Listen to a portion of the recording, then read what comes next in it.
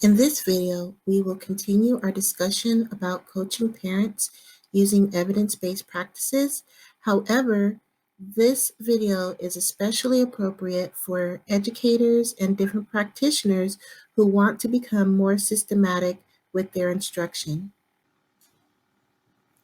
In the second video, we saw an instructor model a wide variety of prompts that are available to select from when using System-Elise prompts.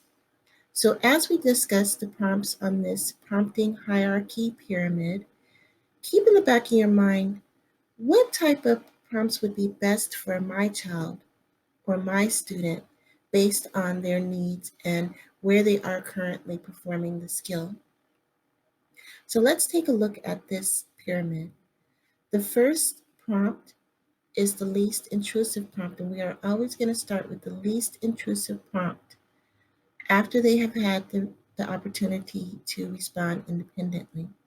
So that would be a verbal prompt. Verbal prompts can be either direct or indirect. A direct verbal prompt tells the learner specifically what to do, how to perform the step. So for example, the instructor would say, pick up the coat, put your coat on. An indirect prompt, an indirect verbal prompt would kind of give a hint what to do. So we would say, what do we do next? What comes next? And these type of prompts are easier to fade out than the direct verbal prompt. Next on the hierarchy, we see that there is gestural.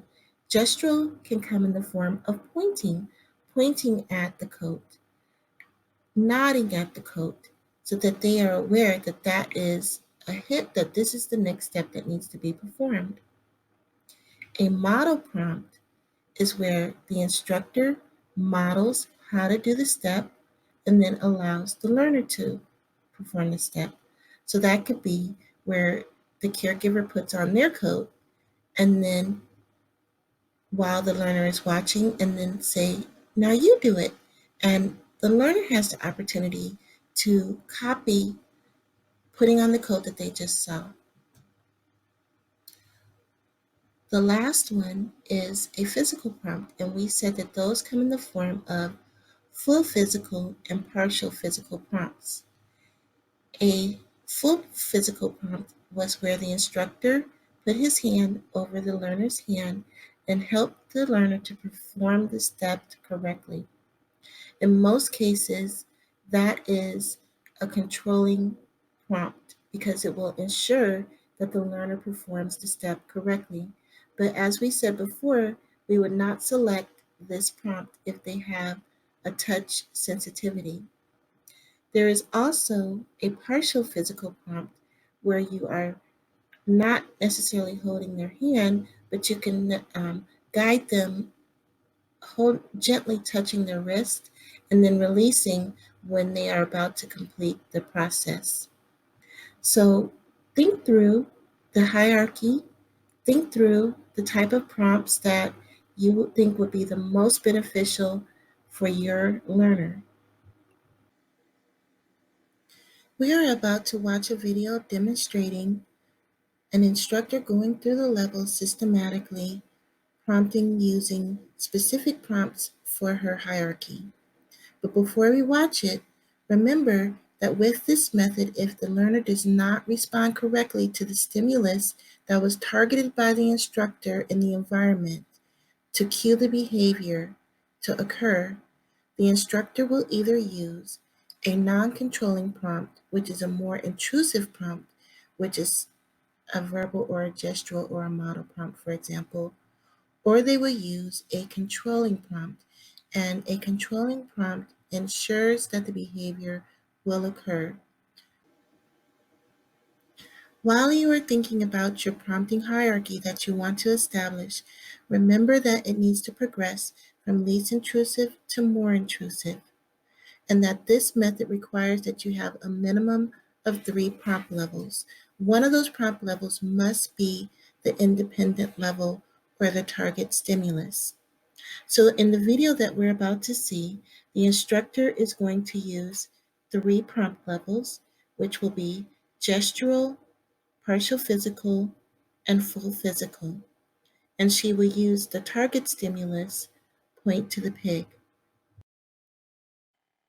In this video, we will watch an instructor progress down the hierarchy of prompts from least intrusive to most intrusive. The target stimulus that she will use is point to the pig. This is her independent level, where in the future, the learner will respond to that cue by pointing to the pig independently. We will also see that the instructor has selected 3 levels of prompts for this learner, which will be model, partial physical, and full physical.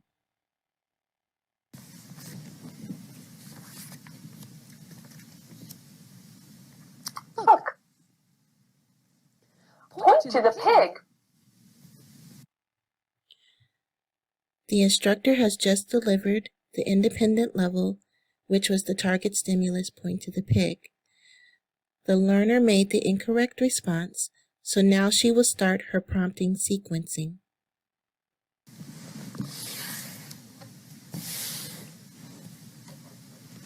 Point to the pig. The instructor just delivered a model prompt, and the learner responded incorrectly, so now she will progress to a partial physical prompt, which will be gently guiding her by the elbow to the correct response.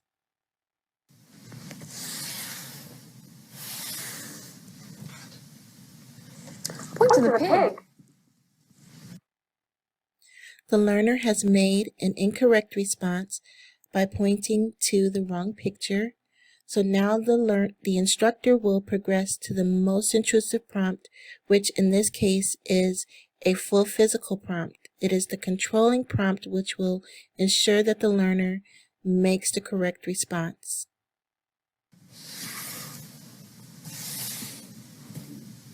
Point to the pig. Nice working. That is the pig. The last thing that I would like to point out is that once the learner made the correct response, which was at a full physical prompt, the instructor provided the learner with reinforcement. So it does not matter if the learner made the correct response at the independent level or if the learner required a full physical prompt, because she is still learning that skill, she will receive her reinforcement. Now let's start thinking through the planning of how we will implement our system release prompts. The most current research recommends that this strategy is used to teach community skills such as grocery shopping and going to the post office, daily living skills such as washing the dishes, making a sandwich, making up a bed, and to teach a variety of vocational skills. It's recommended for individual learners with moderate intellectual disabilities and for learners that are years 13 and older. However, there is some research that says that this method is effective if it's part of a treatment package, and we discussed how that would look with the system release prompts method and combining a token economy system and those type of things. So keep that in mind as we start to go through the steps for our planning. As we begin planning our implementation for system release prompts, these are some of the things that we will think through to help us organize it and make sure that it stays systematic. First, we are going to select our target stimulus, and this should be something that is either naturally occurring in the environment or easily added to the environment. So adding an alarm clock or a buzzer for a certain time, that's something that could be that may already be available or easily added. Also, there are picture schedules that can be added to the environment. The next thing we're going to think through is a controlling prompt. What controlling prompt will ensure that your learner makes the correct response? And this will be the most intrusive prompt. And remember that this is individualized. So for some learners, a verbal prompt can be a controlling prompt. They will always follow through when I tell them how to perform the step. However, for others, they may require a full physical prompt. But we always need to keep in mind that we need to respect their space, and if they do not like to be touched, maybe we should go with another less intrusive controlling prompt than a full physical hand-over-hand prompt.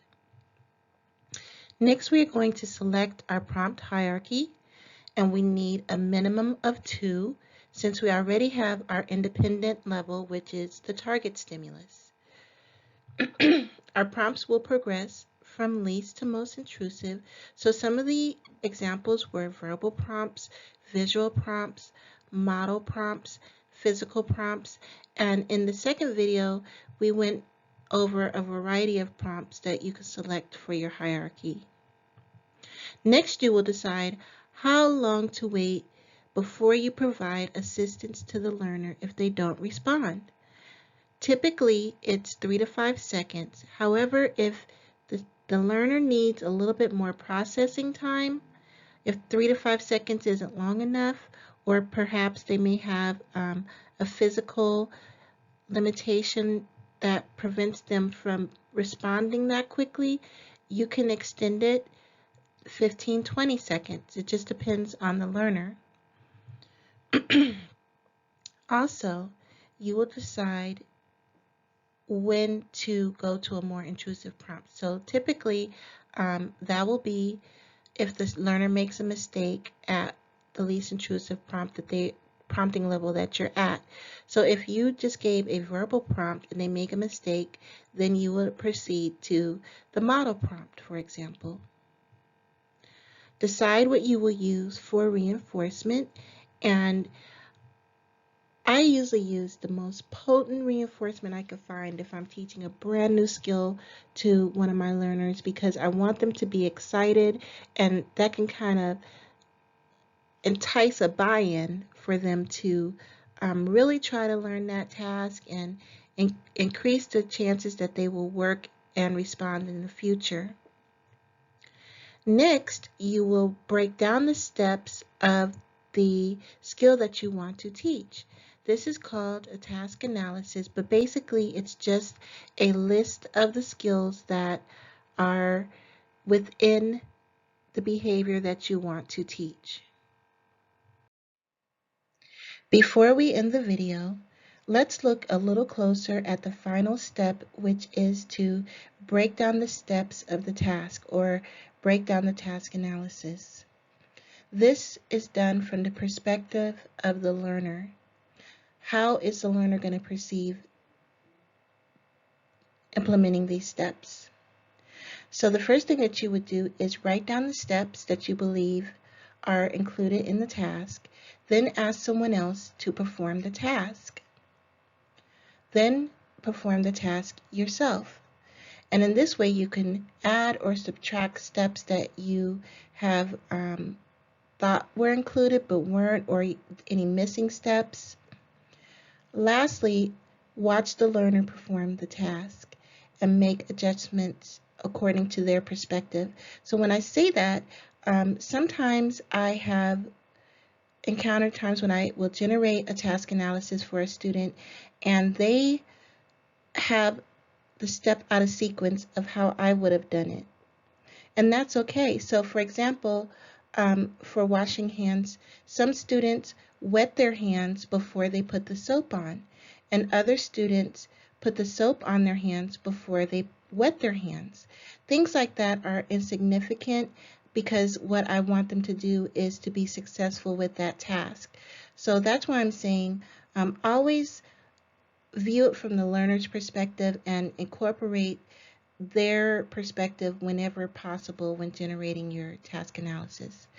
So I hope that these videos have been helpful, and look out in the future for more videos about advocating and empowering parents to use evidence-based practices.